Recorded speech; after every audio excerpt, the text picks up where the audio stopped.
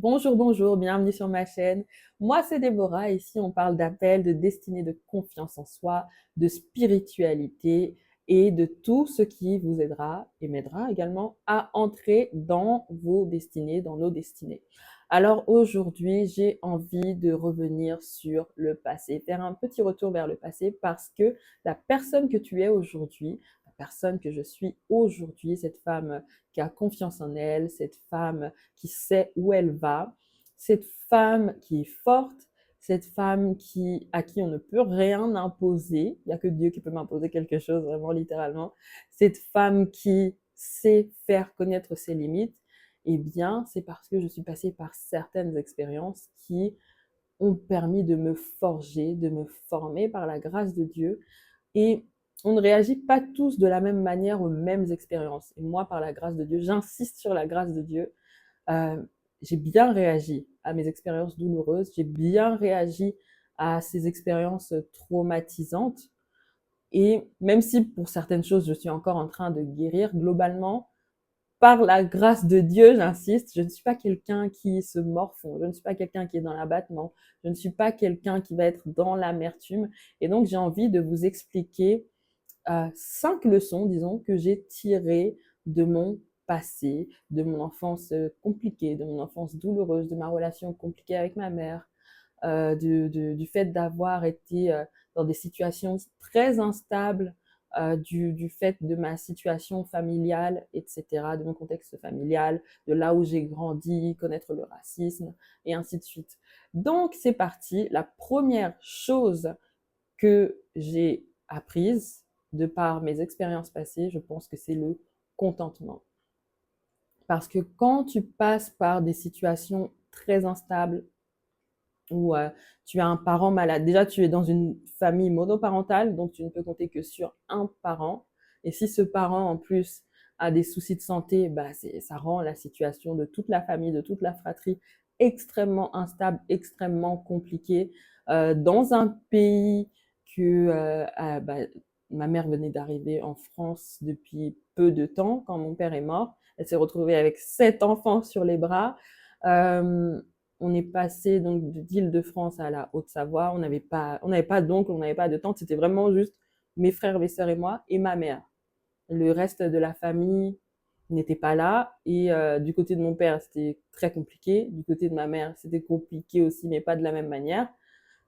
Donc, bah, on était un peu livrés à nous-mêmes. Mais heureusement, on a un grand Dieu. On est les enfants d'un grand Dieu. Donc, il a toujours pris soin de nous. Et, mais c'était des fois très compliqué, comme on peut s'imaginer pour une famille monoparentale, dans un pays qui n'est pas forcément le nôtre à la base, puisque je suis la seule née en France parmi tous mes frères et sœurs. Donc voilà, donc, parfois on était à la limite du manque, parfois, en fait, Dieu a toujours pourvu, mais parfois c'était vraiment le juste assez en fait. Donc moi j'ai toujours appris le contentement, ce qui fait que aujourd'hui je peux manger de tout, je peux dormir dans toutes les circonstances, je peux dormir. Le seul truc à chaque fois que je dis, c'est tant que je n'ai pas froid aux pieds, je peux dormir n'importe où, n'importe quand. Je peux dormir sur une chaise, je peux dormir dans un car, je peux dormir partout. Je peux dormir sur un carton, je peux dormir au sol. Par la grâce de Dieu, j'ai jamais eu à dormir vraiment dehors. En tout cas, pas dans mon souvenir. Mes grands frères, grandes sœurs diront peut-être pas ça. Moi, je n'en ai pas le souvenir. Mais en tout cas, je peux dormir dans toutes les situations. Je peux manger de tout. Je m'adapte à tout. Que j'ai un gros budget ou que j'ai un petit budget, je peux me gérer. Et vraiment, je rends grâce à Dieu pour cette forme-là de contentement parce que je savais même pas. En fait, je ne réalisais pas. Et c'est du fait de vivre avec d'autres gens, expérimenter des expériences avec des gens qui ont vécu l'opposé, qui viennent par exemple de familles aisées, avec leurs deux parents, etc., se rendre compte de la différence et à quel point en fait, bon, je ne chipote pas. Et pourtant, on aime bien me coller l'étiquette de princesse. On aime bien me dire, ouais, toi, t'es maniérée, ah, parce que toi, tu penses que tu peux faire ceci, tu peux faire cela. Mais en fait, les gens ne se rendent pas compte que moi, j'ai grandi en Haute-Savoie, j'ai grandi à la campagne, j'ai grandi à la montagne même. Et nos sorties scolaires, c'était pas aller visiter le musée du Louvre, nos sorties scolaires, c'était aller en randonnée en montagne, Je partais en vacances à la ferme.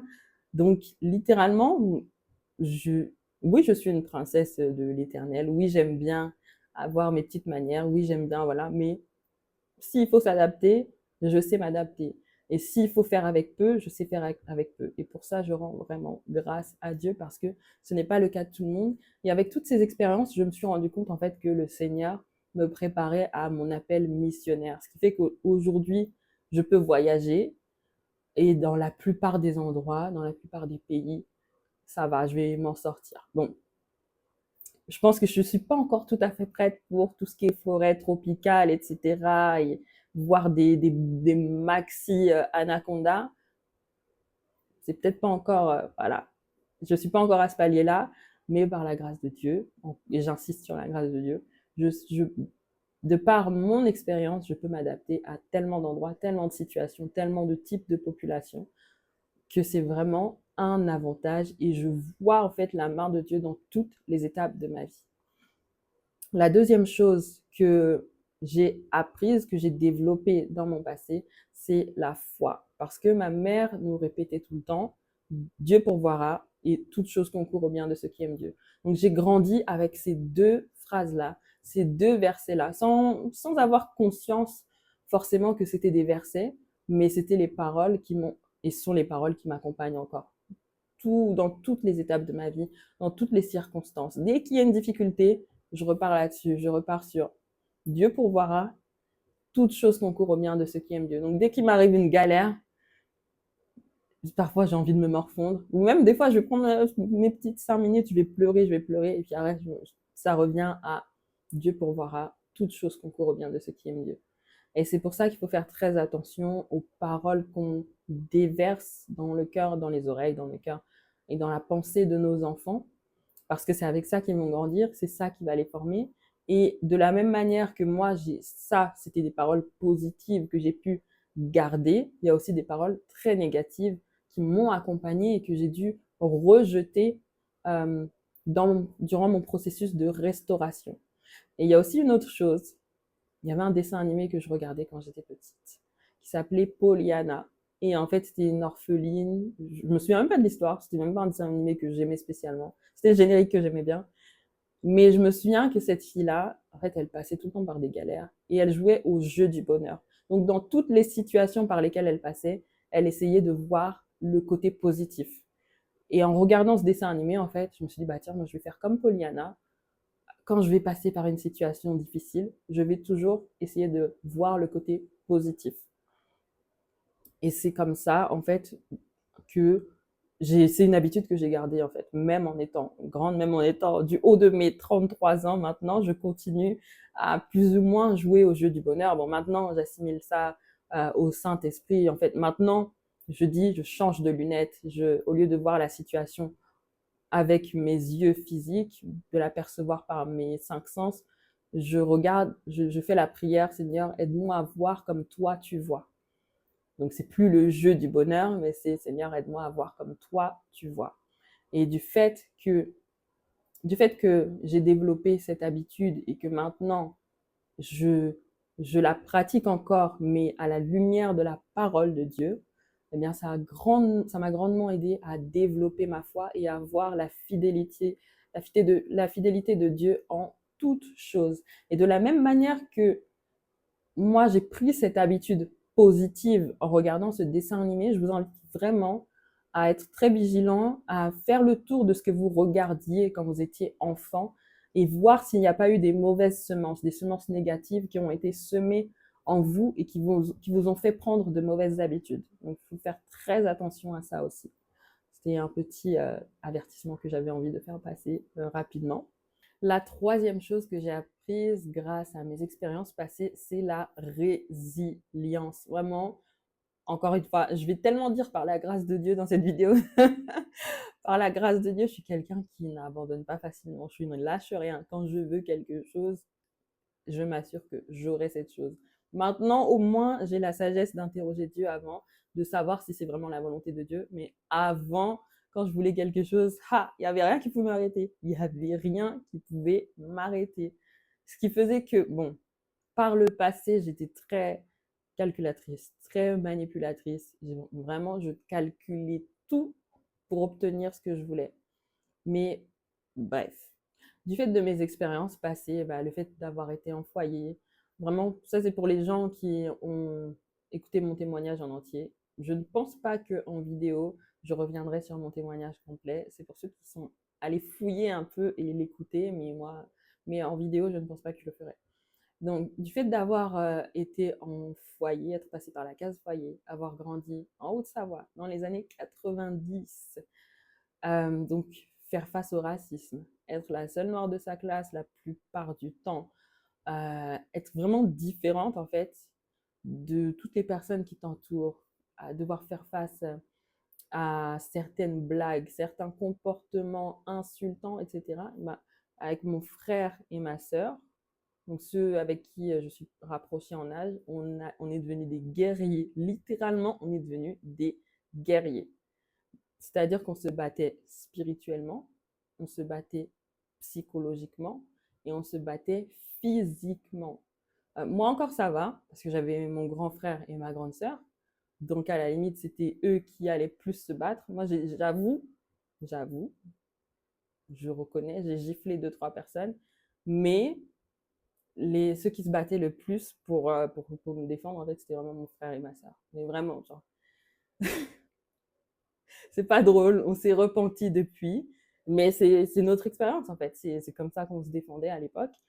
Et ça a fait de nous des personnes vraiment très résilientes, très battantes, et ça fait que jusqu'à aujourd'hui, on ne se laisse pas marcher sur les pieds. Et pourtant, j'ai bien expliqué dans mon témoignage que pendant très longtemps, j'étais timide, genre timide maladive, mais s'il s'agissait de me défendre ou de défendre quelqu'un que j'aimais, c'était non, là, la timidité, elle allait au placard et j'allais au front s'il fallait aller au front, en fait.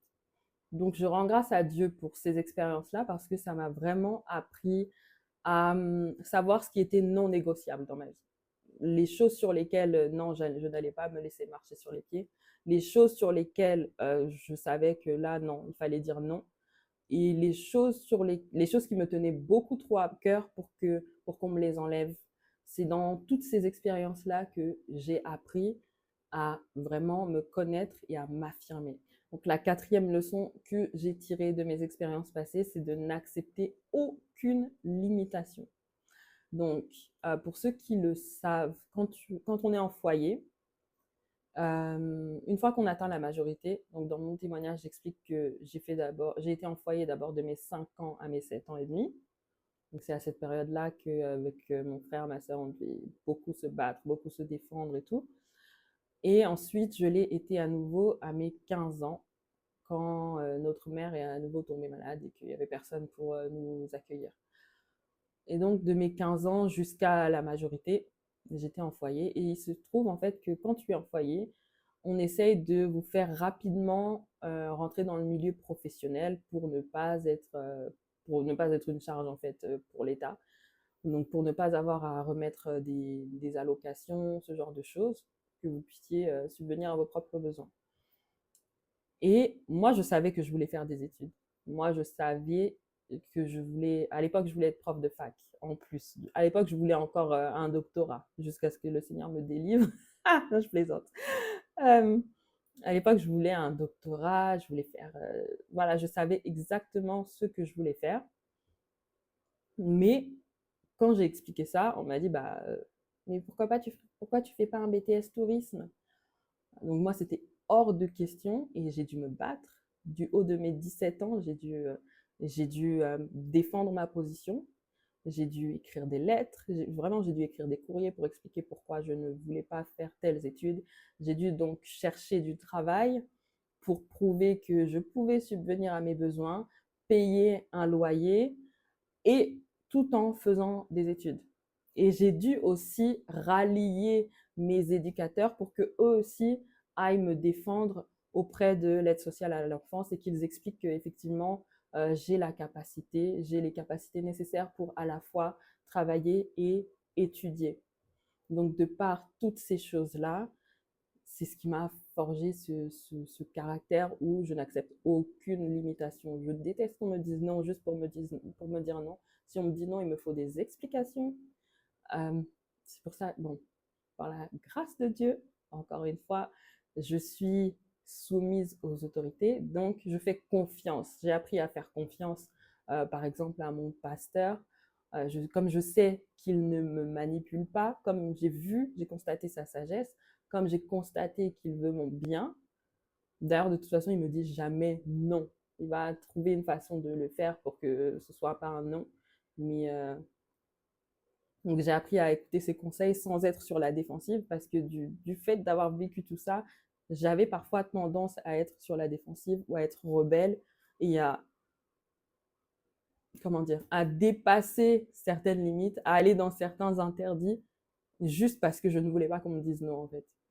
Mais maintenant, avec la sagesse que j'ai acquise avec le temps, en lisant la parole de Dieu, en lisant beaucoup les proverbes et en me laissant transformer par le Saint-Esprit, maintenant, je suis quelqu'un qui n'accepte pas les limitations. Et dès que je vois que quelque chose bloque dans ma vie, tout de suite, je vais interroger Dieu, je vais interroger le Saint-Esprit et je vais essayer de voir si c'est un interdit de Dieu ou si c'est un interdit qui vient de l'ennemi. Si c'est l'ennemi qui est en train de poser une limitation sur ma vie, si c'est mon système de pensée qui est en train de me limiter, si c'est quelque chose d'héréditaire, disons, si, par exemple, si c'est un schéma qui se répète dans ma famille, ce genre de choses. Tout de suite, je me pose la question de savoir si c'est une limite que je dois, pardon du terme, exploser, si c'est une barrière que je dois exploser, ou si c'est, disons, normal et voulu par le Seigneur. Et donc, la dernière chose, la dernière leçon que j'ai apprise, que j'ai tirée de mon passé, c'est que je suis une libérée pour libérer. Et j'en profite tout de suite pour vous dire que le 10 janvier 2026, il y aura un camp organisé par mon pasteur et père dans la foi, le pasteur Serge Azebazé, qui aura lieu à Paris. C'est un camp de guérison, de délivrance et d'équipement. Et donc, je vous invite à venir nombreux à cet événement. J'y serai.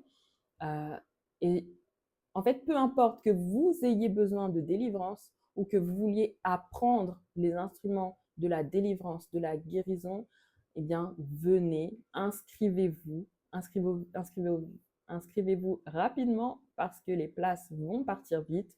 Il y a déjà pas mal d'inscrits et honnêtement, ne manquez ce moment pour rien au monde. Donc, je disais que je suis devenue une libérée pour libérer et je rends vraiment grâce à Dieu. L'une des choses qui fait la différence entre quelqu'un comme moi et quelqu'un qui va continuer à être dans l'amertume, dans la colère, dans la tristesse, dans l'abattement, c'est que moi, je rends grâce à Dieu. Parce que la Bible nous dit que, déjà, la Bible nous dit que Dieu ne permet pas que l'on soit tenté ou affligé au-delà de ce que peut endurer. De un. Donc moi, je rends grâce à Dieu de ce qu'il m'est considéré comme assez forte pour encaisser tout ce que tout ce que j'ai dû encaisser dans la vie et pour expérimenter tout ce que j'ai expérimenté dans la vie. Ensuite, la parole de Dieu dit en 2 Corinthiens 1, versets 4 à 6.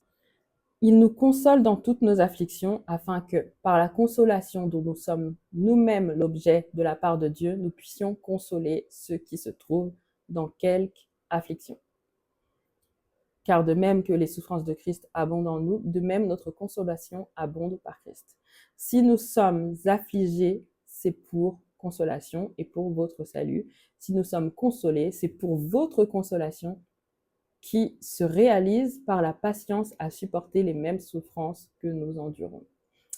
Amen. Ok, donc, en fait, là, tout simplement, la Bible nous explique que lorsqu'on passe par une souffrance, lorsqu'on passe par l'affliction, lorsqu'on passe par une période difficile, c'est pas pour rester dedans à se morfondre, c'est pas pour être en colère contre Dieu, mais c'est pour, de un, puiser dans les victoires obtenues par Jésus-Christ lui-même et qu'ensuite, nous-mêmes, nous allions consoler ceux qui vont passer par les mêmes afflictions.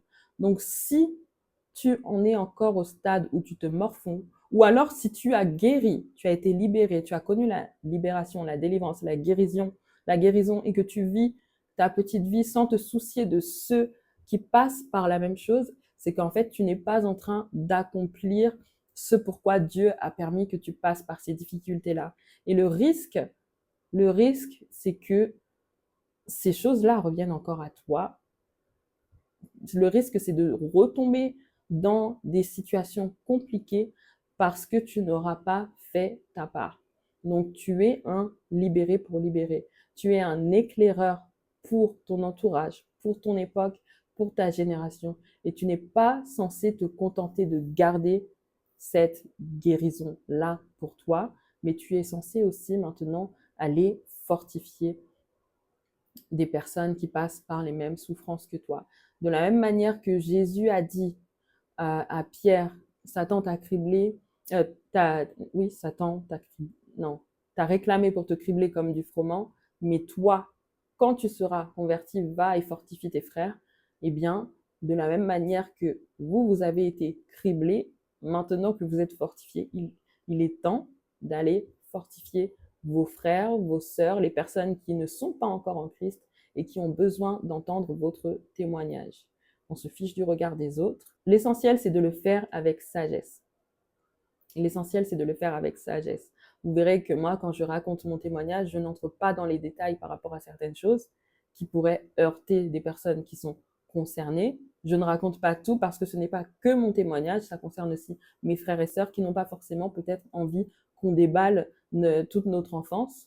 Mais quand le moment sera venu, je pourrais peut-être rentrer dans les détails. Mais en tout cas, le peu que je raconte déjà édifie grandement des personnes. Et ça, je le vois à chaque fois que des gens vont écouter mon témoignage. À chaque fois que même je raconte des bribes de mon témoignage, il y a toujours des personnes qui m'écrivent et qui sont grandement édifiées et qui reçoivent la consolation, qui reçoivent la délivrance, qui reçoivent la guérison, qui reçoivent du courage pour à leur tour se lever et pouvoir devenir également des libérés pour libérer. Donc, ce sera tout pour cette vidéo. C'est tout pour aujourd'hui. Je vous remercie d'avoir suivi cette vidéo. J'étais sûre qu'elle serait courte. Apparemment, ce n'est pas le cas, mais on rend grâce à Dieu. Et je vous dis merci d'avoir écouté toutes ces anecdotes. N'hésitez pas à vous raconter à votre tour des anecdotes de votre témoignage et les leçons que vous avez tirées de votre passé. Donc, likez, commentez ou partagez. C'est très important. Pas juste pour faire grandir la chaîne, mais pour édifier d'autres personnes. Soyez grandement bénis. Vous êtes des créatures merveilleuses. À très bientôt pour la prochaine vidéo.